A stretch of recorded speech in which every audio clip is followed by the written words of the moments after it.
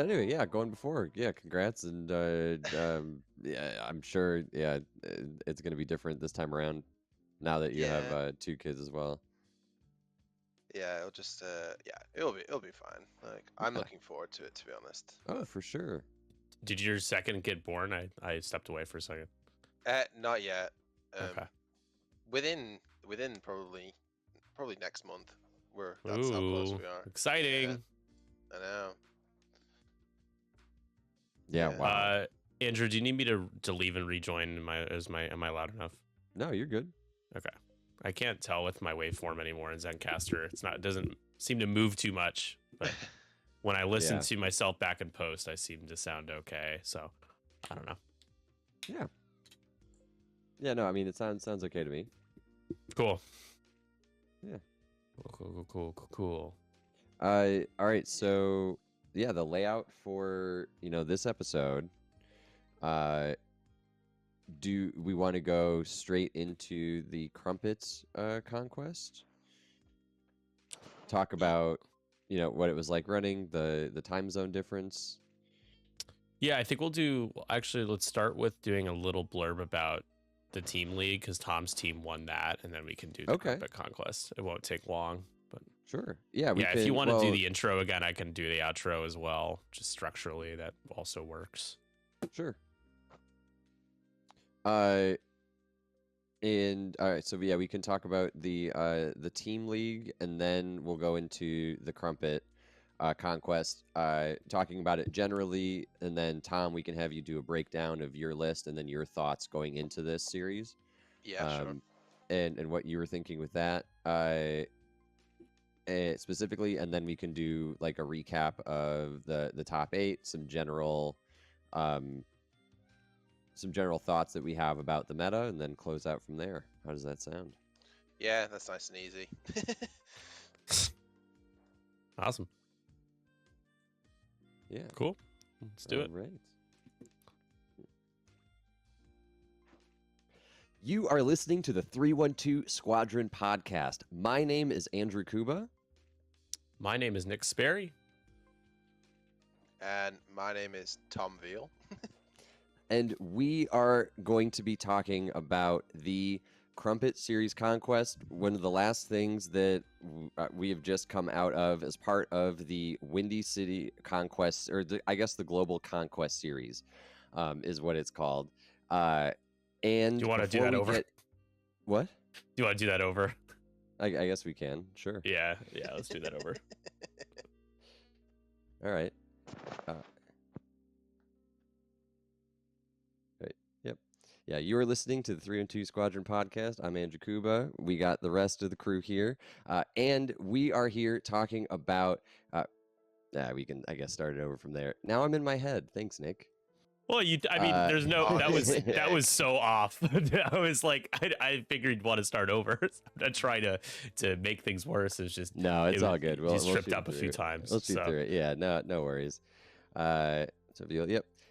We are here with our guest, Tom Veal, who is going to be talking to us not only about his success at the Conquest series, our Crumpet Conquest. He's also going to be talking with us about his time on the in the Windy City Trials.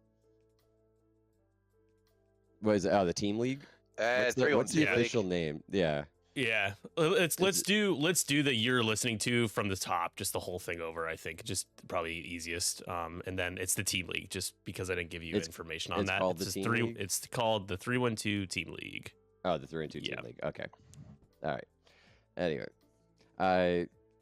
cool. You are listening to the Nickel City X-Wing podcast. No. All right. We got it. All right, we'll take it from the top. All right. Welcome, everybody. You are listening to the 312 Squadron podcast. My name is Andrew Kuba. My name is Nick Sperry. And my name is Tom Veal. And we are here talking another exciting week of X-Wing. We have Tom Veal from the 312 Team League here with us today, but also winner of the 312 Conquest series, the Crumpet Conquest, talking with us today a little bit about that, and then we are going to get into some more general observations we're having as we start developing this new meta. But without further ado, let's talk about the exciting Team League, 3-2 Team League, where we didn't really get to talk too much about the end of that season. And I think that would be a great place for us to kick it off. So, Nick and Tom, how did we arrive there at this final end? Maybe we should go back to the start, Nick. Where did it all begin? Well, in 1997, I was born. It go all the way back to the beginning. The Team League we've had 3 seasons now of our online league. It's really basically kind of inspired by the team format, having a team in X-Wing, as we've seen from the X-Wing team championships, as well as, you know, Greg's long time running with the Nickel City X-Wing Draft League. Wanted to create a basically a community league series where people can come together and play on the same team and kind of, you know, back each other up and do list building together and practices and all that. And so we've done 3 seasons now. The latest has by far been the biggest. It's had almost 130 players. We had 18 teams. We had 4 divisions and 2 conferences, and we had an 8-week regular season and then followed by a 4-week playoff series. So Tom's team, Tom, what was your team's name? It was a glorious name. We were Tom's Wankers. How did you get that name, Tom? How did that name come together? Well, Nick graciously gave it to us. We were struggling to come up with a name, and then you so eloquently put it that we should be called Tom's Wankers, and the name fits all too well, to be honest. So that's what we went with. It just stuck. Yeah. Yeah. There was a lot of especially the last few weeks of the playoffs. There were a lot of references to, you know, taking matters into your own hand. Just every sort of wank reference that you could imagine. It was quite not family friendly place. Was it the wank melon or whatever it was from Joe? Yeah, Joe Melon. Yeah, terrible. They're incredible. It was a vibe though. I mean, the Team League went really well. You guys had a lot of fun. Your team, obviously, you guys were stacked, even with your independent players, Walter and Taylor, both of them kind of randomly assigned to you guys, did really well. Both very competent X-Wing players, and seems like you guys had a really good time. And I think it went to 4 games when the series was decided. Every week you have just for 5 games. Yeah, I did my 5th game just for, you know, if there were any doubts that we weren't going to win the league. You know, just wanted to stamp that out. There you go. But did you enjoy me creating our logo? Did you like the logo? Yeah, it's probably one of the best parts of the Team League is how unserious it is in a lot of ways, despite it still being competitive. But the team names and the logos is one of the best parts of it.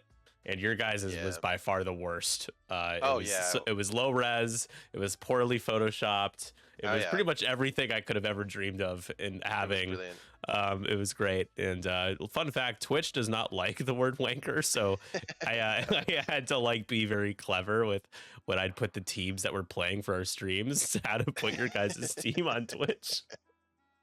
Forever causing you a headache, right? It was great. Yeah, good stuff. It was an exhausting process running the league and playing in it all at the same time, but it was great content. It was a lot of fun, and I'm glad to be taking a break before we do another one later in the year. And Andrew, maybe you'll be around to jump in on that. I know you've been playing a lot more online X-Wing. It was there for that. It was great though. I mean, shout out to Eric and Tony. Eric, basically, he's like a spreadsheet guru. He created this incredible master spreadsheet that tracked everything, including faction statistics and performance, and how we rank the players in terms of their, you know, games won. How we wank the players? Did you say? Sorry. Wankings, and not rankings, but wankings after you guys won. And yeah, so just, you know, wanted to mention that. Obviously, the Team League isn't something we talked about too much, but, you know, Tom is here as a guest because of his most recent victory, but his team winning the Team League. They're now the third different team to win one of our team leagues, and we'll see if they can pull a repeat if they come back, or if we can stop the wank. as they say. No, you can't stop the wank. Once it started, you just can't stop. It's just. But yeah, you might. There might be an addiction there involved at that stage. That's more of a reflection on my players than myself. Oh yeah, it's their addiction. Yeah. Yeah, that's great. It sounds like you got yourself into quite a sticky situation. Yeah, every week. Every week. Well, couldn't get out of it. Tom, you and Andrew both played in the. This is my attempt at a segue. In the Crumpet Conquest, which Andrew and I got up. We're in the same time zone here. We're both in Chicago, of course, and got up real early to play / run an X-Wing tournament, and it was a bank holiday for you guys, which apparently wasn't really a factor until a couple weeks before. Then people were reminding me of that, as if I could move it. Well, but and the turnout was one of the not nicest bad. weather days. No, honestly, it depends on the person. Like me, like you said, like me and Rory were like, I literally couldn't care less what the weather was. We're going to play X-Wing. When then there are some other people who are like, oh, we only get sun in England once a year, so we're going to go over and do that. But it's a bit of a mixed bag. I definitely think we could have gotten a bigger turnout, but the turnout was pretty good still. Yeah, and I mean, unfortunate because the first Conquest, the Windy City Conquest, numbers were really great. Turnout was really great. We had about 60 people. That was on Easter weekend, which of course doesn't impact or affect everybody because it's a religious holiday, but just a little unlucky with the first two being on holiday weekends for folks. So high hopes to continue the climb, getting more and more folks to play moving forward. But with that said, I wasn't disappointed per se. I was hoping for a few more players, but I think we had a late push that ended up getting us close to 40 people, which not too bad. And a decent amount of them were people in the US. Right? Yeah, decent amount of them were US players, which was really funny. Also, like, not that many drops either.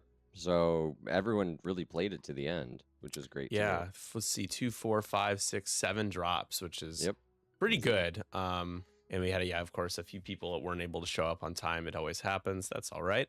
But I mean, curious, Tom, like, you had messaged me basically confidently, being like, well, I got to win this thing, and you did. So congratulations on rigging it in your favor and pulling out the win. But you're usually a CIS player, right? So what was your mindset going into playing in this and like the list that you decided to bring?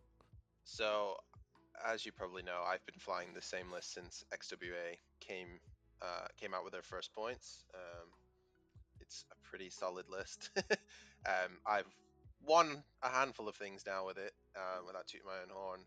But obviously with the new SLs coming out, people have been sort of got a massive hard-on for Scum at the moment, and rightly so.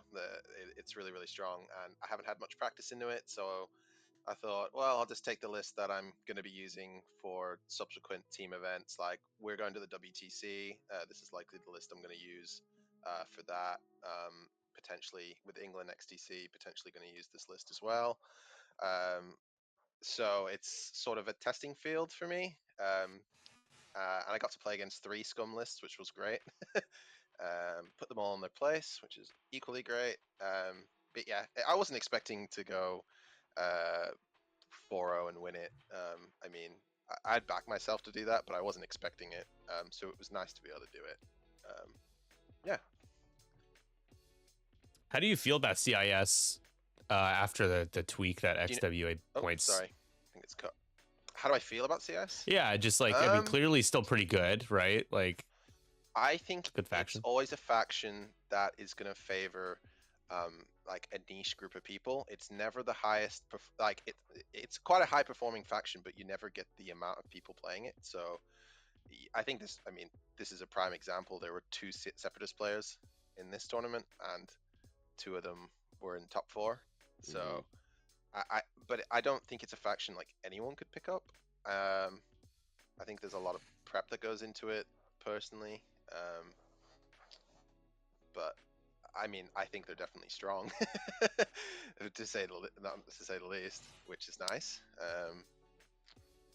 But it definitely feels like a faction where you're rating the player versus the actual faction itself. Like, right. Don't get me wrong. Like, I think that list that was, I was going around for ages. It was when the HMPs were super undercosted, and you had like CAD and Dirge, and you had that 6-ship list. I think that was a bit user friendly. And I'm sort of glad the 3-point HMPs were sort of gone, because they were just, you were just getting too much bang for your buck across the faction. I think it's a little tailored out a bit now, Yeah, which is nice. yeah. I mean, in terms of factions themselves, I mean, CIS and CIS obviously, as you mentioned, only two factions or two people brought CIS and Crumpet, double the amount of FO players, which we'll get to, as we already had our little soapbox about FO our last episode. But FO, you know, its turnout was worse than I had hoped for this one, and not as many people playing in this one, but still worth noting. But you know, we're seeing Scum continue to be favored when it comes to quantity of Scum lists being brought. 25%, Empire second, 22, Republic 20%, and Rebels all the way in fourth. And Resistance is funny. It's really Resistance, CISFO, all rounding out the back of the totem pole when it comes to number of lists brought for this one. I feel like Empire always has a good showing. Everyone just likes flying Empire, right? That's always been the case. But I don't think they've ever been particularly bad either. So that's it would be really concerning if Empire was like fifth or fifth place or beyond. That would be very bizarre. And a lot more Empire. As I was looking through during check-in for this, that I was seeing people brought a lot more Empire than I expected. Republic tapered off, Resistance tapered off, and then unfortunately FO it's difficult to really when you're not being given a sample because people don't want to play it. It's difficult to make hypotheses about the faction, despite maybe that is enough to say something about it. But yeah, exactly. I don't know how bad in parentheses FO actually is. I definitely think they have some good pieces. I think, like you said, it's hard to tell because you don't have the sample size. No one's playing it. Maybe it's just because Scum has all these exciting new pieces, and I know FO has new pieces, but I don't like. I'd rather fly the new Boba Fett than my favorite Star Wars character, Omega 3 or whatever it is. Do you know what I mean? Yeah. It's I think there is some element of that. Yeah, Scum has better branding for sure. Yeah. And I think that it's also too like the Scum SL cards, and same thing with the Resistance SL cards, is that they're exciting, and I would say that they're a little bit more obvious. FO, I think, is still that faction that needs a little more work to get the most out of it, and you can really even see that in some of the SL design. Their SL design is still like a little quirky. I think they're really good. And they are very good. Like LeHugh's is great, just great. Double modded attacks and great chassis for it as well. And Omega 3 is also really good. Like, I don't think they're bad by any stretch of the imagination. No, I just think it's going to take some time to figure it out. And yeah, sort of like how Separatist is, I think FO's always been that sort of faction as well that has a lower player count but a higher skill. Sure. So very niche. It's still very niche. Yeah, very niche, and I think we'll probably see that. Yeah. Tom, what was your list though that you brought? Because can you break down? Oh yeah. Well, the list do you know the name of my list, Nick? It doesn't say it in. Hold on, I gotta roll better. Hold on. Roll better will tell me. Yeah. Well, I mean, I can say it, but I don't know if I want. Sunfac Yamum.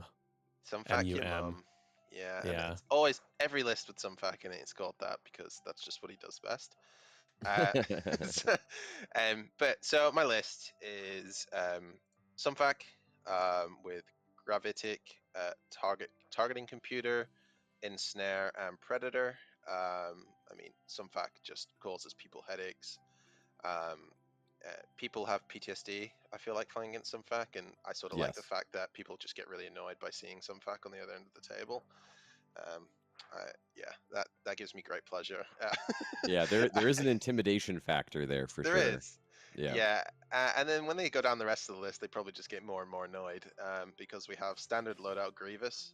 Yeah, like, and that's the combo. Like, what a combo, Sunfac and Grievous. Sunfac and Grievous. And then 3 proximity bomber bombardment drones. Just a super strong collective, to be honest. I sort of fly them as one piece in a way. Yeah, that sort of kind of yeah. You throw them at your opponent too. So. You just throw them. Yeah.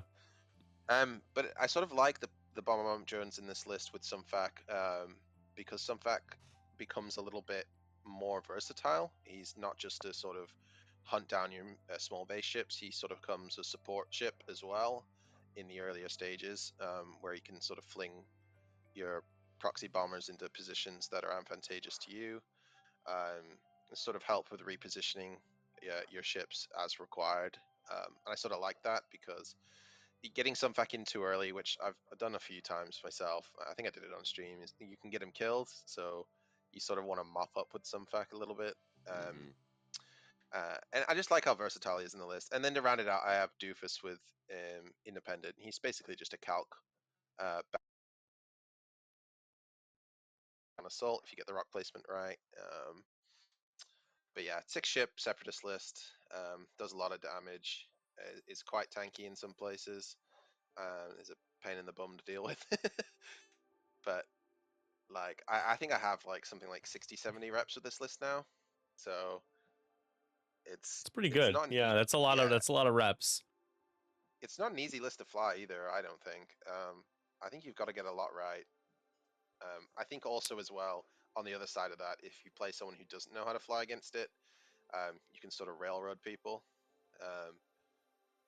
But in those like high skill games, it's still really tough to get right. Like, people who know what they're doing, it's a really tough game. Yeah, I mean, I'm looking at our breakdown here for our top cut. Of course, you first place with your 1, 2, 3, 4, 5, the 6 ship list, and obviously DFS 311 is such a game changer too. Just passing calculates, sitting on rocks. People don't want to bother. And things almost did go terribly wrong for you in that final table game. The opening was a little concerning, but you rebounded a little bit. You were able to basically peel away different parts of your list to block up. But essentially, what it was looking like was Sunfac was going to die in the second. I think it was in the second engagement. Yeah, I took a procket, took a lot, and he somehow didn't die. And then he ended up dying in a way that no one expected. I think it was like a bump, a misdial or something. Was my first stream. That was the first stream. Oh, was it? Okay, they're not. But something happened against System Error. You took a couple. I think you took 1 or 2 prockets. That was what Sunfac in that quickly. game. I traded for Corrin, I think, and that's right. Like, I was like, oh, that wasn't great, and I got a bit too giddy. and you can't. And usually against Rebels, I'm sort of like, Sunfac is really great against Rebels. Like, get him in, and I'm like, oh no, that was a little bit overzealous. I definitely made a few mistakes that game, but some choice proximity mine placements that really harassed us. But no kidding. No kidding. Yeah, I think 2 ships. There was a couple. Ate some prox mines in that game. I really wanted Wedge to fall for the 5 straight for the. It was the proxy bomber that was on 1 health of the structural or 2 health of the structural, and I really thought he was just gonna like send it, and that's why I dropped the 2 out the back to see if I could just one-shot Wedge with the proxy bombs. I was really wanting him to do that, but he played that really well because he did the minimum move possible to not get hit, and then barrel roll boosted, and I was like, ugh. Yeah. Oh, it's boring. Yeah, System Error Miguel, he was your opponent in the final table. He brought a rebel list, and I believe, let me double check, 1 of 2 rebel lists to make the top 8. Again, with the Conquest series, top 8 players get an invite to the Global Conquest, which is a single day elimination tournament in December, date TBD.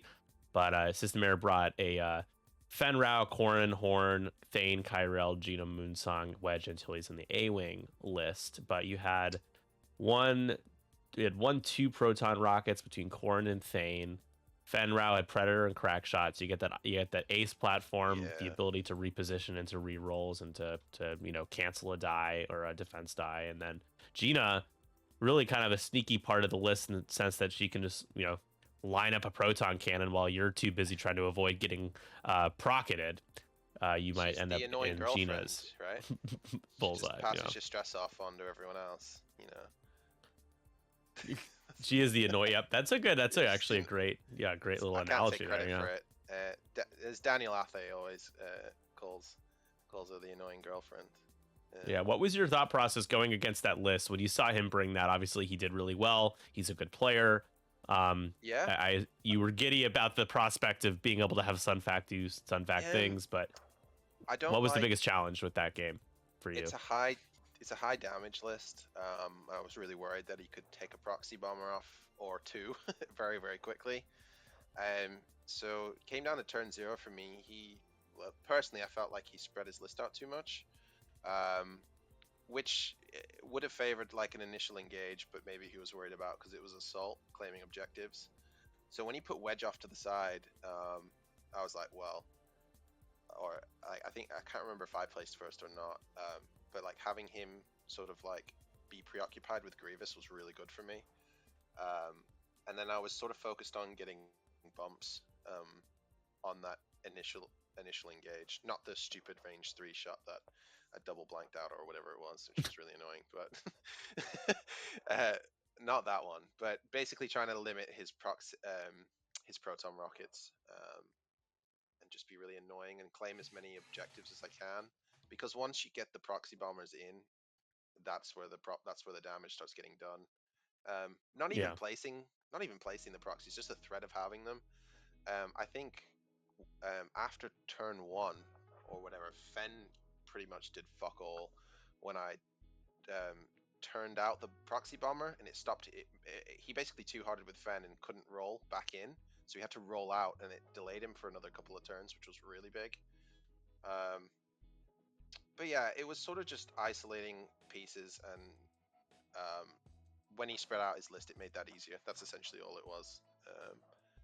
I think he needed to get rid of the proxy bombers fast, and that didn't happen, so that led me and it still came down to the last round because he rolled out of a shot that we all kind of assumed with Gina on one hole that Gina was going to die from, and then you nattied with a unmodded shot from from the bombardment drone to clinch the victory. But it really did come down to just a few points in the end. And one thing that I noticed, System Error, when he had his wedge facing off at the bottom of the board all the way across the board from Grievous, there was a moment where he opted to not boost. This was Assault that you guys are playing, to not boost into range of an objective with Wedge because he might have been worried about Grievous, and that also cost him pretty big later on in the game when he only needed a couple of points to get to 20. He played it too cagey with Wedge in that turn, and Grievous is doing his job.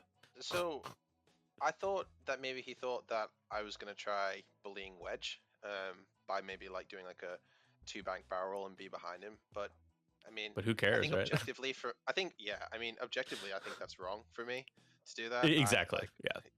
I think I tried to lay it out so I think I claimed both. I did a 5 straight boost focus with Grievous, which claimed both objectives and was engaging, which was far stronger than obviously what he did. But yeah, like you said, I think sometimes people need to think about what sort of the optimal thing is for your opponent to do. Yeah, exactly. I mean, we talked about that on the stream. I was like, Grievous doing a bank towards Wedge here is so tactically bad that Grievous is out of the game for 3 rounds. Yeah. If he goes that direction, because it's just especially if he links actions and needs to clear his stress, like he's out of the fight, and it just doesn't make any sense where he needs to go in and support the bombardment drones and support Sunfac. And so it was just one of those moments, like you said, he was more so concerned about what could happen to him and less about what you wanted to do. And that's something that I think is the next level of X-Wing play for a lot of people, is starting to think about your opponents win condition per round, not just the total win condition, but like what are they trying to do each round. In fairness, I think it was quite close. Maybe it was very close, which is fair. Like, I mean, sometimes in that case, do you want to just sort of do you just want to ensure that you have it? and that comes with sort of like that's sort of a skill thing as well. Like I feel like I'm pretty on it with ranges, and knowing what's range 1 and what's not. So like having that knowledge would have let you make a better decision in a way. So but yeah, like in that case, I just didn't care what Wedge was doing. Wedge could have sat behind Grievous all game for all I cared, and potted shots at him. As long as Grievous was outputting damage onto the other parts of his list, I was pretty happy. Oh, yeah. Definitely. Now pivoting really quick, I want to get Andrew involved a little bit. Here with you and I, Andrew, we had a kind of a really interesting morning because we didn't really the days kind of blurred together. Like I wasn't able to deprive myself of sleep in advance to make it so that I could get a full night's sleep and wake up really early. So I just took like an hour-long power nap and was like, you know what, I could survive this. It ended up being totally fine. I was really tired at the end of it, but it took a long time for the exhaustion to kick in.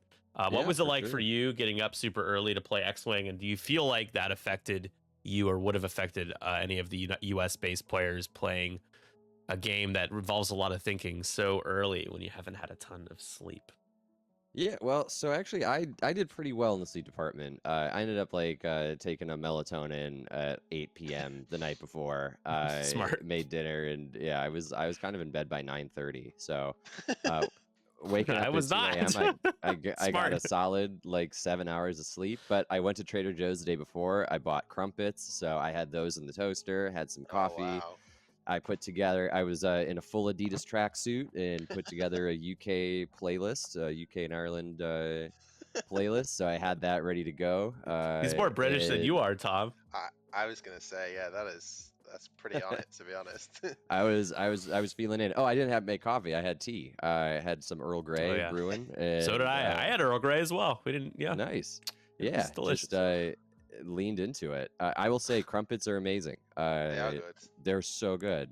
Put some orange marmalade on mine, but you're good with butter, or like they're kind of like a big pancake, so you can put syrup on there too. Yeah, I mean, I always go for Marmite and cheese. That's always Marmite is, I mean, it's a love it or hate it thing. I'm sure some people listen to this and go like, what a fucking idiot. How could he like that? And some people will just agree with it. So you didn't have your Mackies, your McDonald's, Tom? I did, yeah. So when we broke up for lunch, my pregnant wife was like, essentially, well, you're playing X-Wing all day, you're going to buy me some fucking food. And I was like, yeah, fair enough. So we all hopped in the car and got our Mackies. Yeah, easy trade. Yeah, it was fine by me, right? Yeah, for sure.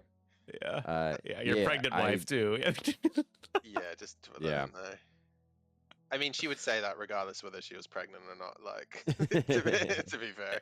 Andrew, did you bring your Goran list again, or did you opt for something else? I played it. It was a Goran list, but it was a different variation of it. Okay. How'd you feel about that versus your last one, the Windy City Conquest one that you brought? I mean, I did. I mean, I went 2 and 2 this time, about the same. I feel okay about it. I was expecting to see more scum. I was expecting to play against more scum this time around than I actually did.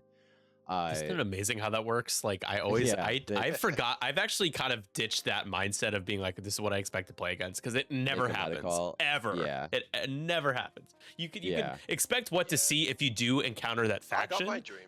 But yeah. So I mean, and it turned out being okay. The games that the one game that I lost was very close. Probably, even though I'd lost it, very proud with how I did, because I started off the game in a really rough spot where my opponent was able to one-shot Magnetolvin and 2-shot Scimitar, Scimitar 1 with the focus and evade, and was really behind in game 2. But I ended up coming back from it and was 1 dice roll away from winning the game. So, definitely a lesson in not giving up on that one. Even though I didn't end up winning at it, I came from an 8-point I came from a 9-point deficit to a point where I could have won the game. Wow. Yeah. Yeah. Nice. Super happy with that. And I do feel though that getting the sleep was definitely a big help there. I'm glad I didn't play. I probably So, would have been in the salt mines if I was playing. what Yeah. was the what was the rest of your list? Because me and Dom have been. I mean, I think Andrew Euler started playing Goron Goron's Morons, as I call it, back when Scythe 6 was 3 points. But me and Dom were talking about this list a lot because I think it's like probably you've identified as well is quite good into this meta. Yeah. What's rounding out the rest of your list? Because like most of the stuff is obviously Goron, Scimitar 1, Magva, and some other pieces. But I've seen a lot of variations of it. Yeah, there's some ways that you can go. I went for the highest efficiency version of mine. So it has Commandant Goran, Scimitar 1, and Magnatolvin. And then I have Karsabi, which is 3 points, the Alpha Class Starwing as a flanker. And then I have Double Edge in the TIE Aggressor with the barrage rockets and dorsal turret. I kind of look at it as a little bit of a better TIE fighter. And then my last one, I have Wampa as the 3 points, which as a kind of like a Matador with the red cape. Like, it's like if you don't go for it, it will mess you up. So you kind of have to consider Wampa as a part of it. Well, this list also more low initiative for Goron to take advantage of, because I think your last list there was like everything. You had Ubel in there. It was a little awkward for like using Goron's ability across the list, but this one Goron can have his pick of the litter. Now, I will say with the last one though, the last one has more of the it is a trade-off. Like the last one I was flying with Ubel and Feroff, like you have those bigger bases, so it makes assault a little easier. It has a little more staying power with its like individual pieces, and Goron doesn't really need to give the evades to Ubel, like and Countdown is usually too far away to really even do it. It's more about the locks, right? And it's more about it's both, I guess, but sure. Yeah, but if they're shooting at those, then they're also not shooting at Scimitar. So that one, it's more protecting Scimitar than anything. Yeah. Yeah, that's a solid list. I've been trying in that 3 point slot. Is it Erica Quill, the one where if you do a maneuver, you get a bullseye? But I've been taking clusters on her, just so basically you get the lock, have the focus, and then you have a 3-dice gun no matter what. Yep. Was pretty solid. That's a good call too, for sure. Yeah, that I've enjoyed quite a bit. Oh, sorry, continue. No, you're all good. I was just saying, people always go for prockets on her, which doesn't make sense to me. But no, prockets are fun. She wants. I mean, but trying to line up a bullseye when it comes time to shoot at I3 is that's a prospect. You can do it. It's just so hard. I mean, I would go for that in a meta where there's a lot more large base ships, and you could kind of do that. I mean, I do remember when Yuriko first came out, I had one of my favorite X-Wing memories was I got to like one-shot Wedge with a procket on her, which was fun. Yeah. But yeah, I think that I love the idea of cluster missiles though. Yeah, it's a really kind of a double tap there. Yeah. Yeah, I think I took Disciplined and the one that lets you do the Sloopy Barrel, the Sloopy Bendy, what are they called? Signor's Loops or whatever, instead of the K-turn, so you can line that bullseye up a bit better. Okay. Oh, the precision ion engines? Yeah, because after you're done like unloading plasmas and stuff, you can use Magva to coordinate the focus, do the sloop, get the lock, and do it that way as well. It's pretty fun. Yeah. Oh yeah. Yeah, I like that. Yeah, what would you guys say? Well, I guess Andrew, you can really answer this one, so I'll ask you because Tom didn't play in the first one. But what was the biggest difference in terms of player feel from the first Conquest? Maybe not about your performance or your list, but more so just how the Conquest or tournament felt between the first one and this one. How would you describe?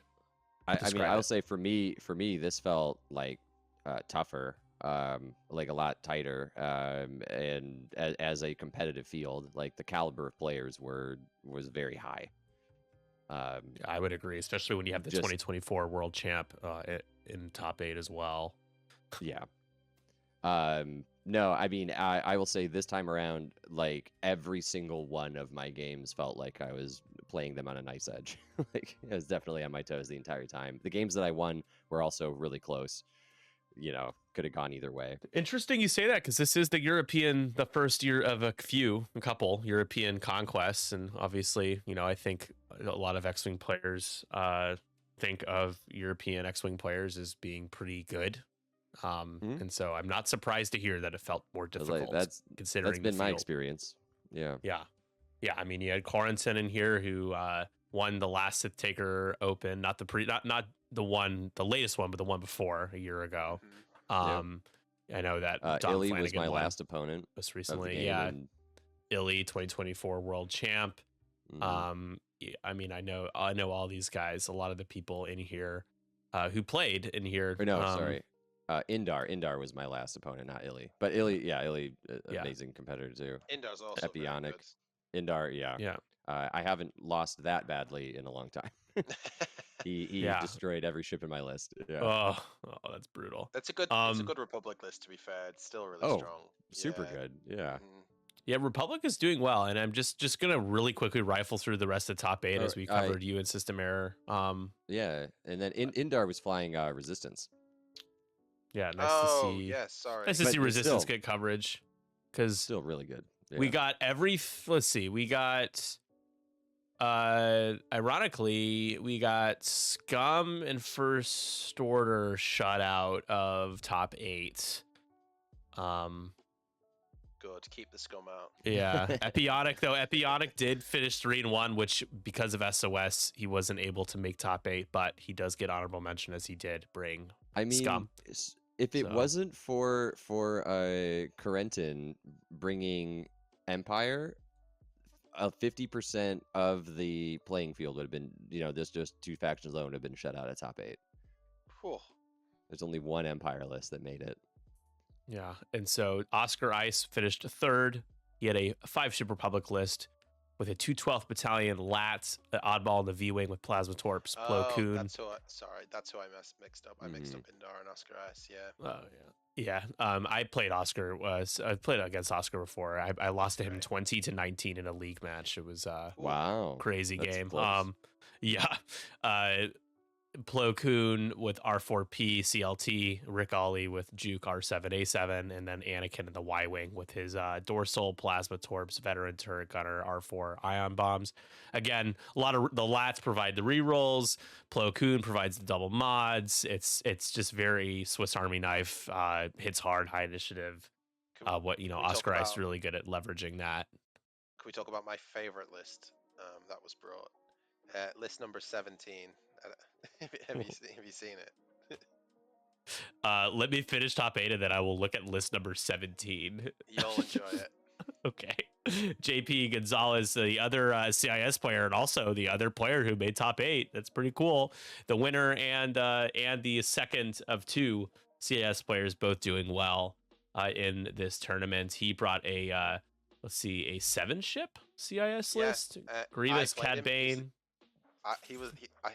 His loss was dealt by me. Yeah, wow. Which is awkward. We could have had 2 undefeated Separatist players potentially. Yeah, but that would have been a wild game. Yeah, you just had to. So yeah, funny. The streamer side in me was happy to see that I didn't have to stream CIS versus CIS, but that's just me. But he had two HMPs in this list. I would hope. I doubt he did, but I would hope, because the custom ships painted for this one were the 4 different parts of the UK as HMP gunships, that he would have used one of those paint jobs. But I doubt he did, because he's anti-fun, is what I'm saying. I'm sure maybe he did. I don't know. You would know, Tom. He should have used that thing. He should have used the thing. I made a player on our stream last night use one of our paint jobs. He was fine with it, but I was like, oh, why not? Then he had a couple of vultures, 3 vultures as well. 081, DFS 311, and a Horse-Shell prototype. So a couple of them energy shells. One of them, 081, had Discord missiles, because that's an SOC vulture. Then Andrew mentioned Corentin. He brought a 4-ship AC Imperial list. We got Proton Rocket Vader, 6-point X1 Vader, custom Vader, with Procket's passive sensors and predictive shot. Pretty nasty. Vader's like, oh no, I didn't get bullseye because I moved first. Biatch, I got my lock, and now I'm gonna barrel roll. Pretty good. BOE Soon Tier, Whisper, it's pretty standard target computer, fifth brother, and then Echo with Outmaneuver and Ruthless, which you got to watch out for Echo with that bendy, that kind of bendy decloak that Echo likes to do. Outmaneuver is a good pairing. Two Phantoms too. Yeah, that's a cool. That would have been a cool list to get. That's on me for He's not just so streaming good, that. though. Like he could fly anything. Yeah. Well, let's be honest. Yeah, he really is. He's super good. And we got Indar playing a 5-ship resistance list. Zori, ZZ, Finn, Poe. This is Heroes of Hope Poe with the smaller amount of loadout, and Scythe Renali, which is a evacuation of Dakar Scythe Renali. I'm not super familiar with. I think it's the same ability with regarding gaining evade tokens and you fly over people, but I'd have to double check. Yeah, it is. I think it's got bendy barrel rolls as well.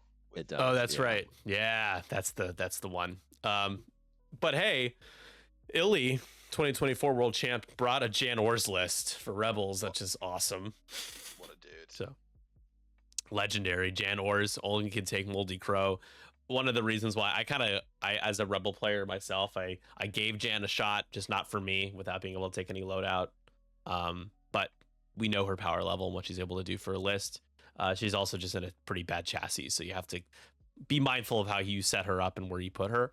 But she's surrounded by Blount, Wedge in the A-Wing, Arvel in the A-Wing with Intimidation, Sabine in the A-Wing, and then Zeborelios, a nice budget 3-dice gun in the attack shuttle with the Phantom title and an ion cannon turret for the extra coverage. Illy getting his invite at number 7. I think the ion cannon is the secret sauce of that list. There's something like being able to ionize and hook up Arvel with Intimidation and stuff like that. I feel like it's a really big sort of thing to try and pull off. And Andrew, how many U.S. System Error is a U.S.-based player, but so far going through this top 8, we don't have another U.S. player. I don't believe Indar is from the United States. You would know. Maybe, Tom, do you know if Indar is from the U.S.? He's Polish. He's from Poland. Sure, yeah. Oh, he's Polish. Okay, so him and Oscar Ice are Polish players. So that representation's great. Illy is from Germany? Yeah. Yeah. Yeah. And then Teddy Roosevelt, so clearly a U.S. player with a name like that. My boy Tyler. I've seen Tyler's come up and played in our tournaments many times, and he representing Illinois.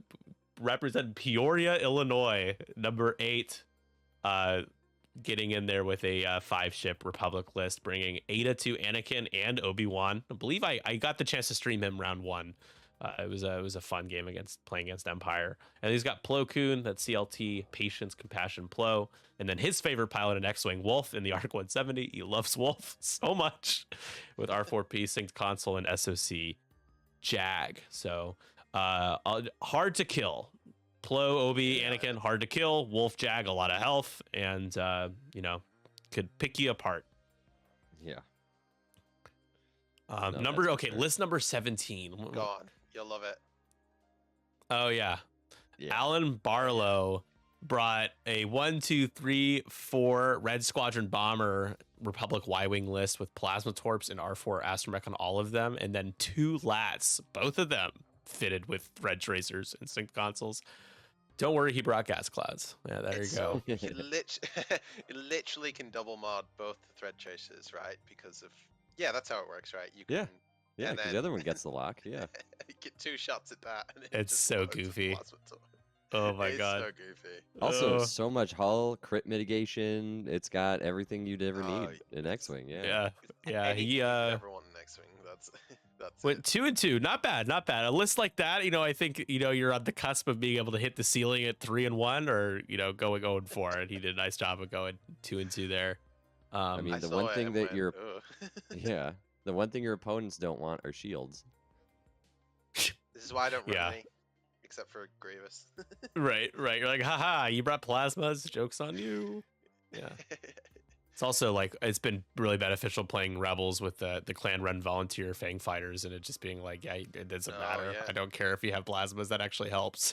Thanks. Yeah. Yeah. But yeah, I mean, a lot of U.S. players played in this one, but we had got the European folks really did dominate.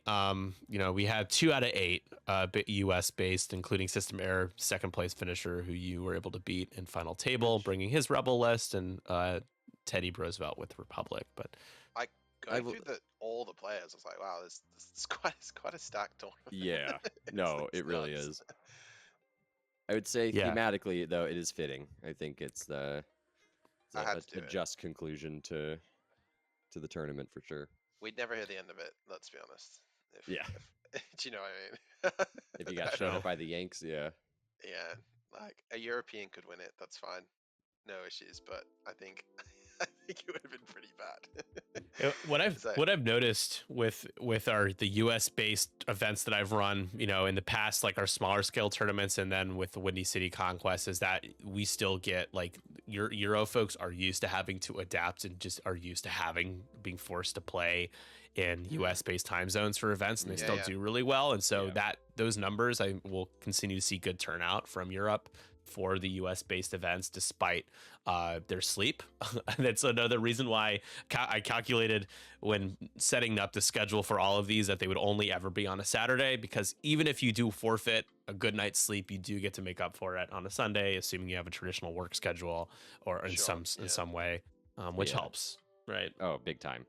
I would not have been in this one if it was on a Sunday. But that would have been tough really for nice. Everyone. It was really nice having it on a UK time zone, to be honest. Like, it was sort of nice just getting up and being able to play. Yeah, for sure. So I appreciate that. I think, especially for something that's global like this, like, you want that inclusivity. Yeah. It's quite nice for us, because we would have done to be fair, if I was free on the day for the Windy City one, I probably would have done that as well, because it's actually not that bad. For us, I'd play late anyway.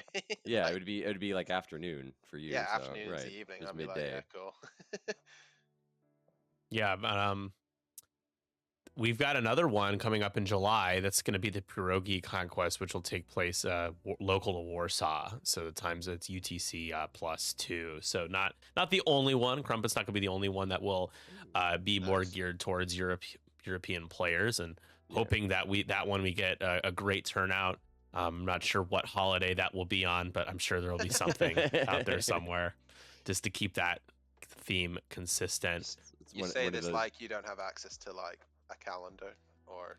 Well, it's funny, it's really ironic that you say that, Tom, because you asked me to do everything for you. So like everything, like, you're like, where do I get diapers? I'm like, Tom, you got to figure out the family stuff on your own, man. I don't know why you're asking me that one. Let the child use my own supply. Yeah, I will say there was a little bit of a micro debacle when it came to the player meeting time, because when I was doing all the scheduling, it was before daylight savings, and then everything shifted, and I had to go back through and change the UTC plus to subtract one, and then GMT was offset, and people were like, well, when is the actual player meeting? When does it actually start? And I was sending emails to all the players like, this is the time you should show up. So we did technically start an hour earlier than we initially had planned, but it all worked out. I don't think anybody missed it because of that, but that was a little confusing for a hot second when people were supposed to show up. I don't blame you though. Like, it's a pain in the ass. Like, it's so annoying trying to like align all the time zones, especially with like daylight savings and all that crap coming. Oh out. yeah, it's just a nightmare. Yeah, and people have asked for like a countdown, and the countdown timer is good, but people won't like, do I do the countdown timer for the player meeting or do it for when it starts? If I do it for when it starts, then people are not going to show up for the player meeting and check in on time, and it's just like it's a mess. So, but we survived. It wasn't too bad, but that gave me a little bit of stress. I was doing a lot of that stuff on my phone because I was traveling in and out of the office that day, and everyone's complaining about the confusion of the time zones. I'm like, shit, I'm not even at my computer right now. Like, I have to do this from my phone. It all worked out in it, so that's fine. Surprisingly, despite all the kerfuffle, actually, no one missed out. So no one missed out. Done. Thank you. Yeah, I mean, and well done to both you guys. Andrew, your dedication to getting up early, and you did it right. You got the sleep you needed, and it's been nice to have you, representing us and playing. And I'm definitely hopeful that I think the next one you'll break through that.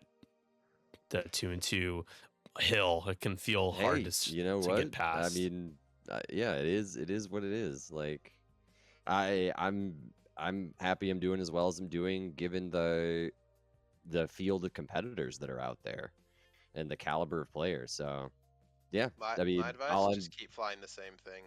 Yeah, honestly, just keep flying the same list over and over again. Yeah, because if you change it, it could be like a little bit of a reset button. Sometimes you risk that at Sure. least. Yeah. Oh yeah, no, it definitely is.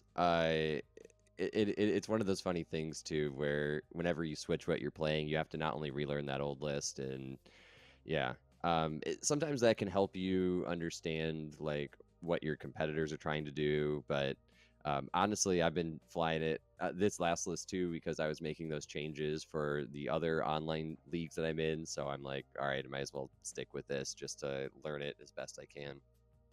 Yeah, and playing in those leagues gives you the benefit of practice anyways, just purely because you're there, right? Yeah, that's honestly what it was. And like the biggest thing that's helped me just so far is, I mean, I've been just doing a mission for myself to try to get in a game of X-Wing at least every day. Even if it is, oh wow. Yeah, even if it is on Flight Casual. This last weekend I got a little hung up at work, so I was only able to do that like 3 out of the 7 days. But otherwise, I've been sticking with it, and I have seen my skill level, I feel, has improved quite a bit. That's awesome. Feels good when you can feel that shift as well. Yeah, for sure. But yeah, getting the reps in, that's just been the biggest part of it. Practice. Yeah. Something that's sort of massive for me that Mr. Daniel Athe he didn't directly tell me to do it, but I sort of seen him do it, is I just go into TTS and I map out multiple potential turn zeros with rocks, like where each movement puts me in place of like which rocks I place. You know how Separatist players always have their rock placements. The first few turns for me, I know exactly where my ships are going to go. It's less mental strain for me. I know roughly where things are going to be based on what movements they do, and I think it really can help. Like, sometimes not even just playing a game against someone, just the theory of turn 0, turn 1 against hypothetical meta lists has been massive. Yeah. Yeah, that's great advice. So yeah, if you can't trash on someone in GSP TTS looking for game, then or in our own server too. Don't forget where you are, Tom. You could any of the servers are good for fighting games, honestly. Yeah, for sure. Or just really, there's so many servers now. I know. Yeah, I was just looking at the size of our Discord server. I was pretty blown away. I was like, holy crap, ours is huge now in terms of the amount of people in it. The LFG channel is always popping now. It seems like everyone's looking for games at the wrong time, though. It's very, like maybe 1 in every like 10, someone's like, I'll play. My favorite was when somebody LFGs and then 5 minutes later someone else LFGs. I'm like, are you not going to acknowledge the person that 5 minutes ago who was also looking for a game? I think people tactically dodge people sometimes, Yeah. Oh, I don't like, if hypothetically Illy or someone puts in, well, I don't want to play Illy. Yeah, right. That's so casual. I'm not looking to get tickled this evening. Well, I mean, at that point, I'd be like, a Fly Casual is great, and but I was gonna say, I think a lot of people also you get a DM if you put an LG, and then they're like, hey, I can play, and then they just don't like go back to the stream to say that they found a game or anything. So I think that's also happening like 50% of the time. It's been pretty rare that I've gone on looking for a game and I'm just like getting left on red. Yeah. I get left. I stopped looking for games. I had one player. I'll never stop calling Joe Barkovich out for this, but I had a player who was looking for a game, and I told him I'd play him, and he said no thanks because he didn't want to play me. He didn't want to lose to me, and I was like, okay, I guess I'll go fuck myself. And then he immediately picked up a game with somebody else like 5 seconds later, and I was like, but I wanted to play X-Wing. Like, fine, okay. Imagine that. Oh yeah, I'll have a friendly game with you. No, not what I was looking for. Sorry, dude. Sorry, no. Like, okay. Well, you're too good, yeah. Well, that was his excuse. You know, it's like, dude, I'm not gonna bring anything super sweaty. I just felt like playing because my motivation to play X-Wing on a daily basis is very different from you guys these days, just because X-Wing is a very different beast for me nowadays. So when I do look for a game, it's rare, and so it feels bad when you get shot down like that. Or like, I don't feel like playing anymore. Like that's it. I had the window of opportunity to want to play, and it's gone. It's past. This sounds really bad, but as you probably know, I'm super competitive. So sometimes when I'm looking for games, like I'll sort of wait until someone I know, like I'll wait for that Illy or Crispy or Corton to look for a game before I'll play it. I every game for me matters. So yeah, sort of like I'm trying to improve something. So I was gonna say, I want to play the best. exactly, like that's my mentality with it, is like, you know, I'm always looking to play the best players I possibly can, because those are the games that I'll learn the most from. Absolutely.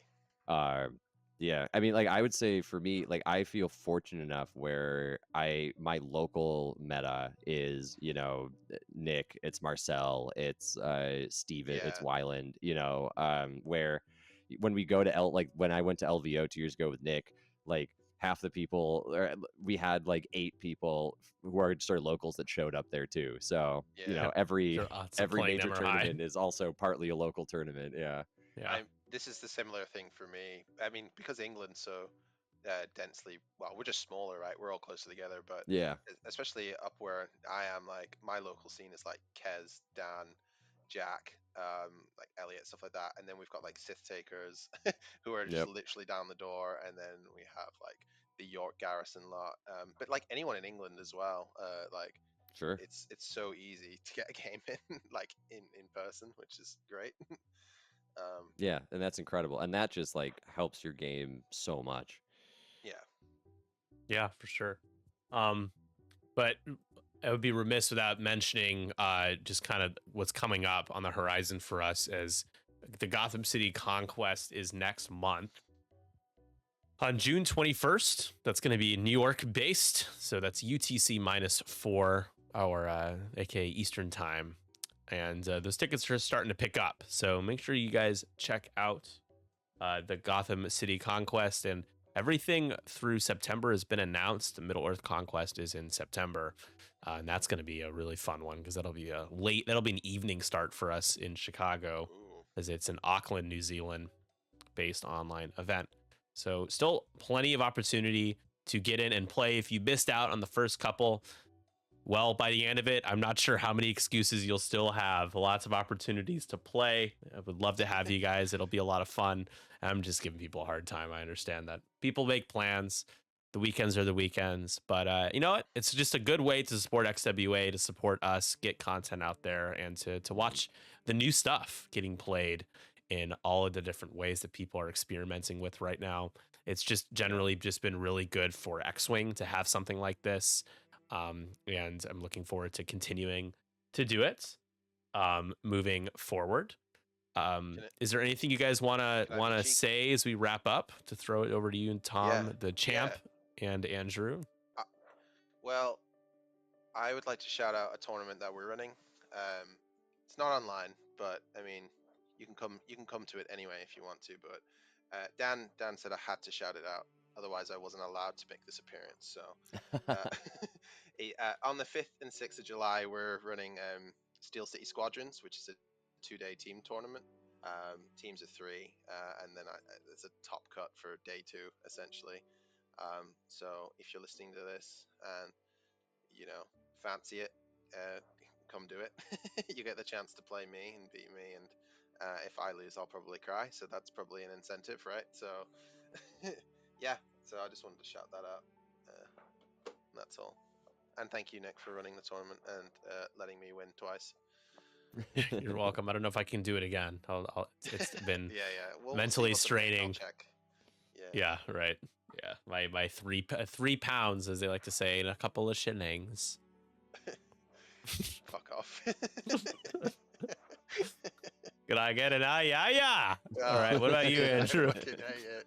Honestly, Jesus Christ. No, I'm good. I think that's that's a good place to end it. Oh yes. Yeah, just end on yeah. Well, Yeah. everybody, thank you so much for listening to it. I believe is episode 30. It sure is. That's a nice ripe number. Episode 30 of the 312 Squadron podcast. Thank you to both Andrew and Tom for jumping on. Tom, congratulations on winning the Crumpet Conquest and your team wanking their way to the championship in the Team League Season 3. Lots of accolades for the wankers and the wanky, apparently. Other things, guys, to keep in mind when it comes to supporting us, obviously, subscribing to YouTube, joining the conversation in Discord, liking us on Facebook are all very good ways to stay in touch with us and support us. Being in the Twitch chat when you're able to watch live goes a long ways. But if you want some cool stuff, you can also check out our Patreon. We got some beautiful Paul LaRue cards coming this month. This quarter is Q2 is about to kick off. We have 4 cards for 4 different pilots. We got Mando, we've got Poe, we've got Bo Katan, and we've got one more. You're gonna have to look it up to see the 4th one because I'm drawing a blank. But the middle and top tier patrons also get a beautiful acrylic base plate for the Mandalorian in the N1. So consider supporting us there. It really just came in the mail a few days ago, and they are really, really nice. So that is going to do it for us for this episode.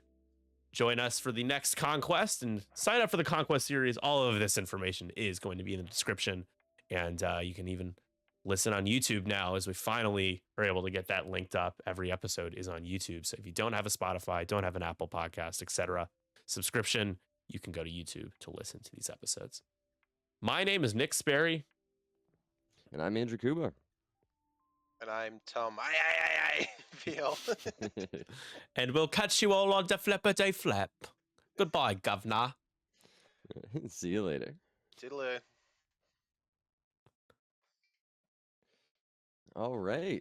Well, yeah, thank you all so much. And, Tom, thanks so much for joining us. We really appreciate you being here and joining us on this. You're all good, dude.